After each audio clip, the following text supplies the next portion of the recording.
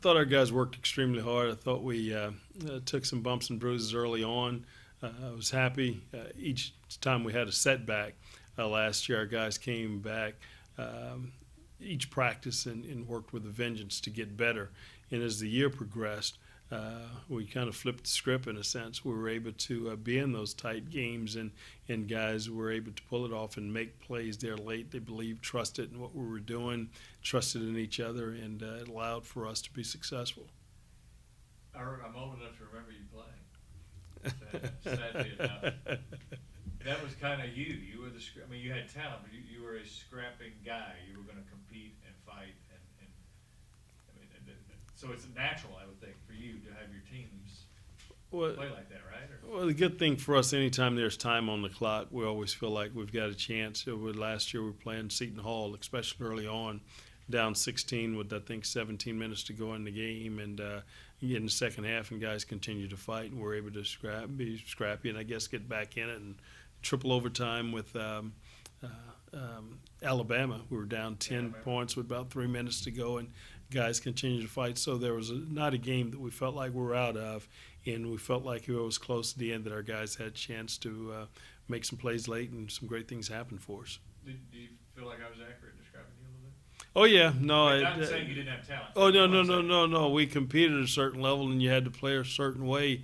And that was from my high school days to college. And defensively, you wanted to get after it. And that's the only way they know how to play it. And that's certainly the way that I coach.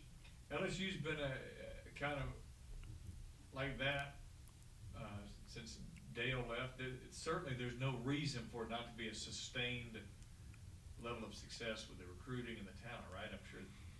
And you played there from there. So. Well, I was very fortunate to be alongside Dale Brown for 13 years as a coach and 4 as a player, so 17 years. So I had an opportunity to see the strength that he had in developing and building the program and sustaining it over a period of time. And unfortunately, just like anything over a period of time, there are going to be some peaks and valleys. And I think it's just a matter of getting the program back on stable ground and making sure that there is some stability and some consistency there, and that's important for us.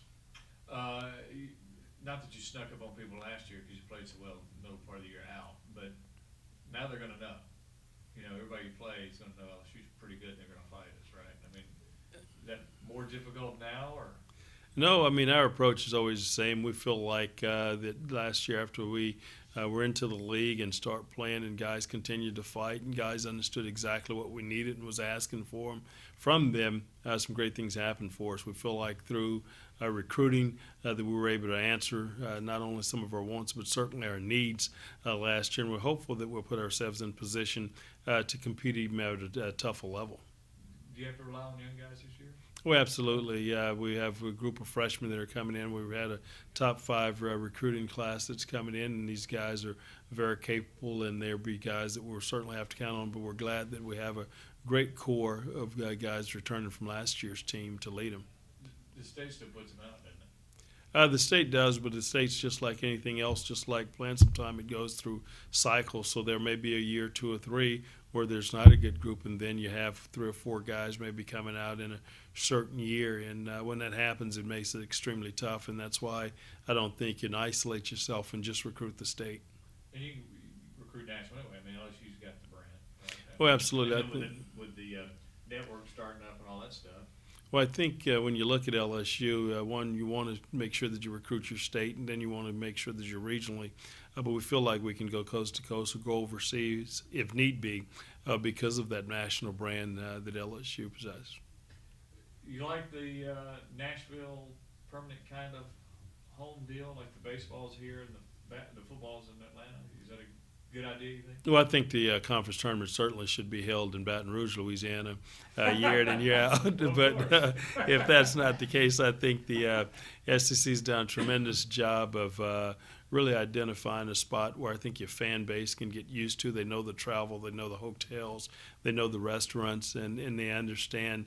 And when you have that comfort zone, it helps your fans have that opportunity to travel, be it they're going to take off and they know what they're looking forward to. So if that's where it is, it's going to happen. I think it's a great venue.